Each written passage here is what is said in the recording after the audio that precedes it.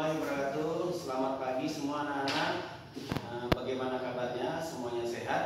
Semoga kita semua dalam lindungan Allah SWT dan diberikan kemudahan dalam menyerap ilmu di pagi hari ini. Baik, Bapak, pada hari ini Bapak akan memberikan penjelasan tentang mata pelajaran kita, yaitu yang berhubungan dengan sifat-sifat benda dan benda padat atau contoh-contoh benda padat dan benda cair. Baik, sebelum kita melanjutkan belajar, kita akan melakukan dulu hal spiritual, yaitu berdoa bersama. Semoga diberikan kemudahan dan kelancaran. Amin. Mari kita berdoa. Mulai. Selesai. Baik. Anak-anak semua, ada pun contoh-contoh atau sifat benda yang kita pelajari pada pagi hari ini, yaitu mengenai atau memahami sifat-sifat perubahan sifat benda dan kegunaan dalam kehidupan sehari-hari. Adapun beberapa contoh benda yang ada di sekeliling kita, yaitu ada benda padat, benda cair, ataupun benda gas. Benda padat itu sendiri meliputi dari benda yang tidak dapat berubah dan dapat dipindah atau dapat berpindah kalau mengalami gerakan, gesekan, dan lain sebagainya. Adapun contoh lain yaitu benda cair. Benda cair ini merupakan benda yang dapat berubah-ubah sesuai dengan tempat atau wadahnya, seperti contoh air, kecap, sirup, dan kopi, air teh, dan lain sebagainya. Apabila benda cair ini diletakkan di dalam gelas, maka benda tersebut akan membentuk seperti gelas. Dan apabila benda cair tersebut diletakkan di dalam botol, maka dia akan berbentuk seperti botol. Dan sifat sendiri, kalau benda cair itu juga seperti saya Bapak katakan, benda cair itu merupakan benda yang dapat berubah-ubah sesuai dengan bentuknya. Sementara kalau benda padat tidak dapat berubah, bentuknya tetap dan dapat berpindah kalau mengalami gesekan. Sementara kalau benda gas, ada pun benda-benda lainnya, itu benda gas dan benda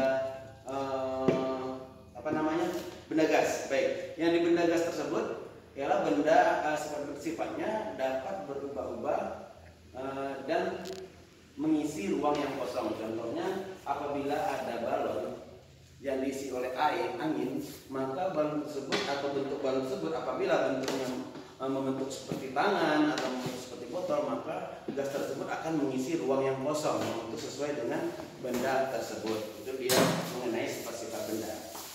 Kemudian menggunakan, kita hubungkan lagi dengan matematika, menggunakan pengukuran waktu, panjang, berat, dan memecahkan masalahnya bagaimana.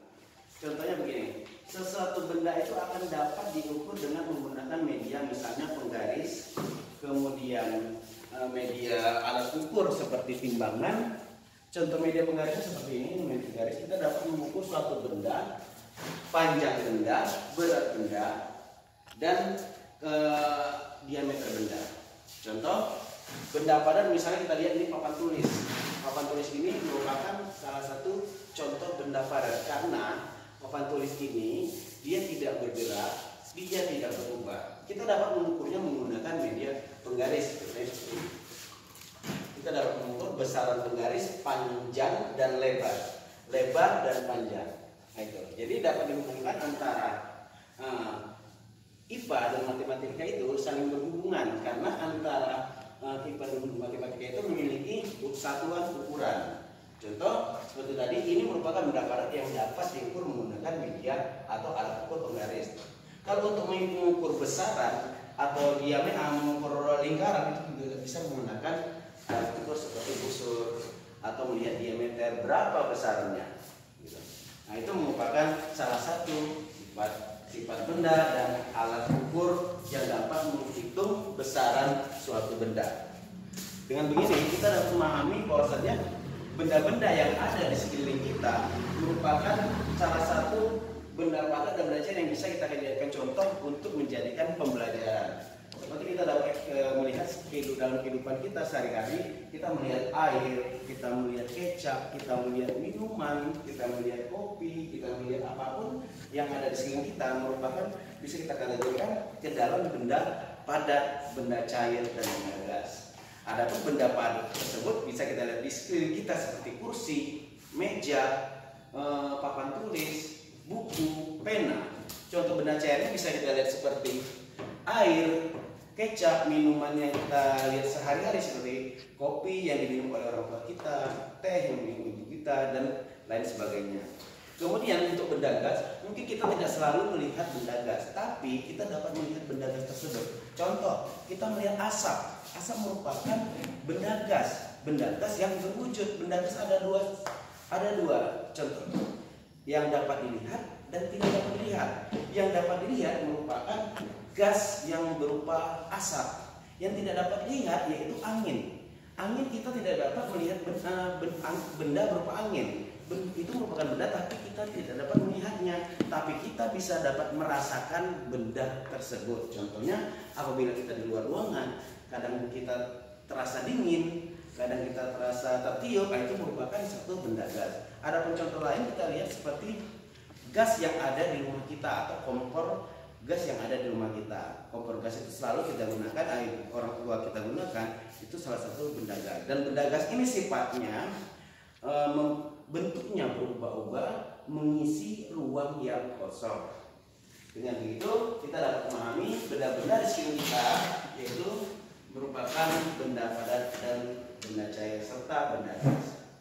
Hubungannya dengan matematika adalah pengukuran seberapa besar volume dari benda tersebut kita dapat mengukur dengan menggunakan alat-alat bantu seperti penggaris, isolator,